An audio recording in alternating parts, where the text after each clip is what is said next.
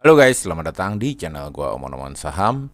Di video kali ini kita akan bahas tentang saham-saham ya yang menjadi pilihan Danantara ya guys ya. Nah guys, seperti yang kita ketahui ya guys ya, jadi Danantara ini akan masuk bursa guys. Ini untuk support ya, support bursa di tengah aturan baru dari otoritas bahwa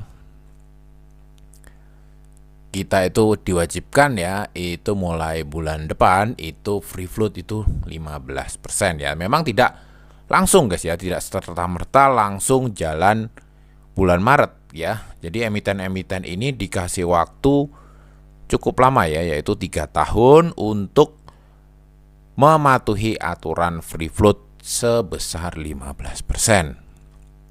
Sedangkan emiten-emiten itu sendiri guys ya, itu tidak serta-merta ya, tidak serta-merta harus caranya dengan menjual saham milik mereka ya.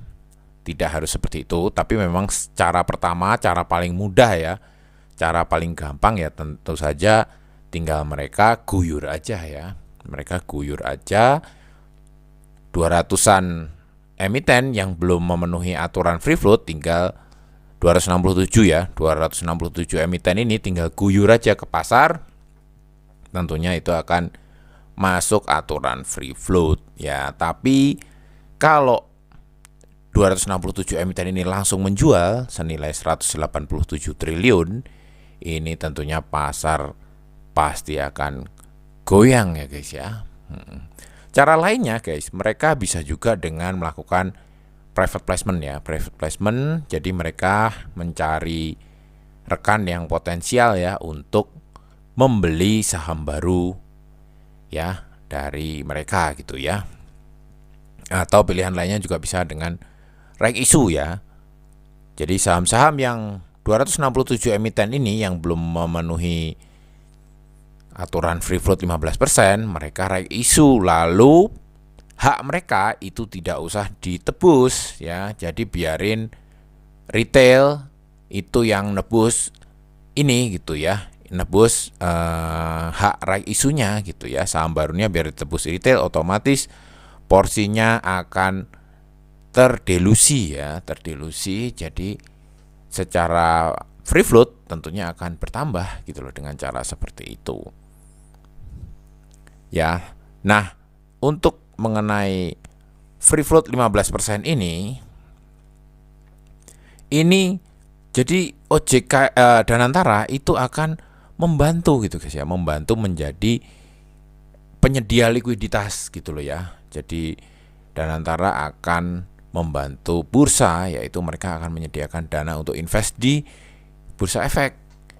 Ya, tapi guys, saham-saham apa yang dipilih oleh Danantara guys? Tentunya saham-saham yang mempunyai valuasi yang menarik gitu guys ya, perusahaan-perusahaan yang baik dengan cash flow yang baik dan juga dengan fundamental dan likuiditas yang baik ya. Ini menurut CEO ya, alias bosnya Danantara itu, mereka juga nggak ngawur ya guys ya. Mereka nggak asal duitnya langsung dimasukin bursa, tetapi dia akan dipilih-pilih gitu loh ya saham-sahamnya.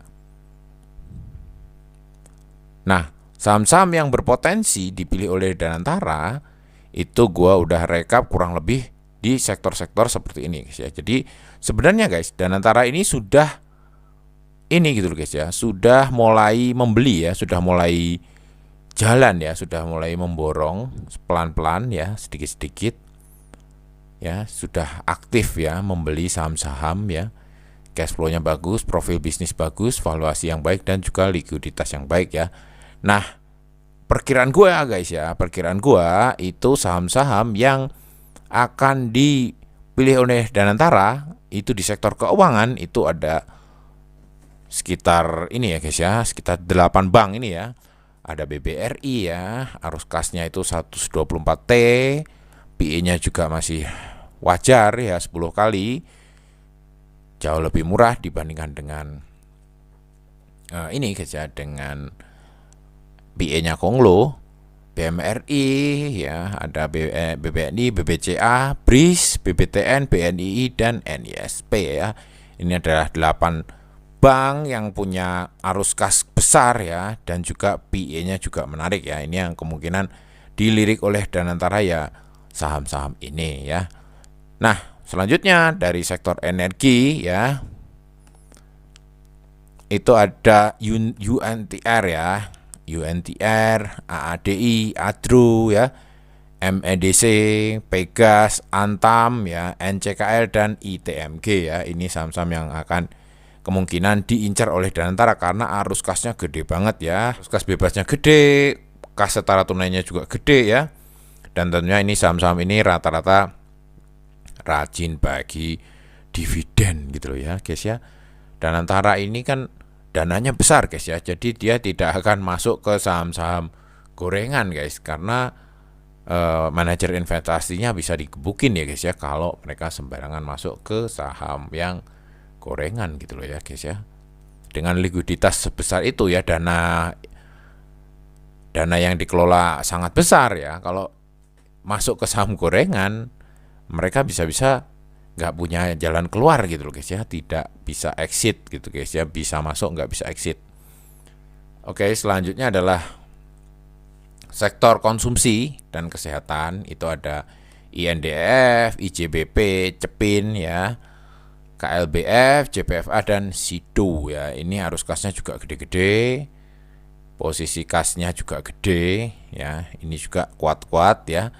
Arus kas gedenya, arus kas bebasnya gede, jadi mereka kuat ya untuk membagikan dividen itu, uangnya masih banyak gitu loh ya guys ya, untuk sektor konsumsi dan kesehatan. Dan terbukti memang ini daftar saham ini ada 6 ini memang semuanya rutin bagi dividen ini ya. Nah, yang terakhir itu di sektor infrastruktur ya, ini kemungkinan yang akan diincar oleh Danantara.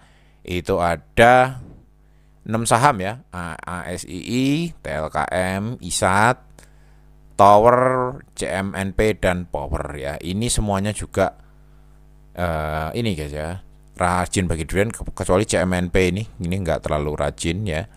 Yang lainnya ini ASI, TLKM, ISAT, Tower, Power, ini semuanya rajin bagi dividen. Arus kasnya juga gede-gede banget ya, apalagi Astra International sama TLKM ini 38 triliun dan 25 triliun ya. Valuasi PE-nya juga lumayan murah-murah ya. Yang paling murah si ASII ya. Kalau TLKM ini sudah 15 kali, ini agak mahal dikit ya. Tapi ini pun juga dengan arus kas yang besar ya, dan likuiditas yang baik, tentunya ini juga kemungkinan akan menjadi incaran oleh ini gitu loh guys ya, pengelola dana di Danantara gitu loh ya guys ya. Apakah dengan adanya kebijakan dari Danantara untuk masuk ke bursa dan masuk ke saham-saham yang fundamentalnya bagus ini akan adalah menjadi sinyal bahwa tahun 2026 ini saham-saham yang rutin bagi dividen dan punya fundamental bagus itulah yang akan manggung ya. Kalian kasih komentar ya, kalian tulis pendapat kalian di kolom komentar gitu loh guys ya. Oke guys, kayak gitu dulu teman-teman kali ini. Sampai jumpa lagi di video-video selanjutnya. Wassalam.